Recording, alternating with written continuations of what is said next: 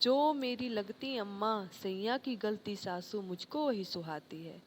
सुनकर सोचा, शायद सास के जुल्म से तंग आकर किसी दुखी नारी के दिल से यह आवाज़ निकली होगी। कॉलेज में पढ़ने लगी तो किसी सीनियर को कहते हुए सुना, ससुराल से नहीं सास से डर लगता है। यह सब देख सुनकर मुझे तो सास नामक प्राणी से ही भय हो गया था। मैंने घर में ऐलान कर दिया था कि पति चाहे कम कमाने वाला मिले मंजूर है, पर ससुराल में सास नहीं होनी चाहिए।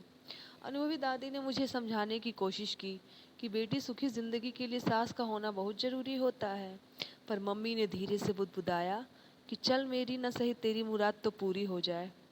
शायद भगवान ने तरस खाकर मेरी सुन ली। ग्रेजुएशन की पढ़ाई खत्म होते ही मैं सास विहीन ससुराल के लिए खुशी खुशी विदा कर दी गई। विदाई के वक्त सारी सहेलियां मुझे बधाई दे रही थी, यह कहते हुए कि हाय कितनी लकी है तू, जो ससुराल में कोई झमेला ही नहीं, राज करेगी राज। लेकिन वास्तविक ज़िंदगी में ऐसी बात नहीं होती है। सास यानी पति की प्यारी और तेज तर्रार माँ का होना एक शादीशुदा स्त्री की ज़िंदगी में बहुत मायने रखता है। इसका एहसास सबसे पहले मुझे तब हुआ जब मैंने ससुराल में पहला कदम रखा। ना कोई ताना, ना कोई गाना, ना कोई सवाल और ना ही कोई बवाल।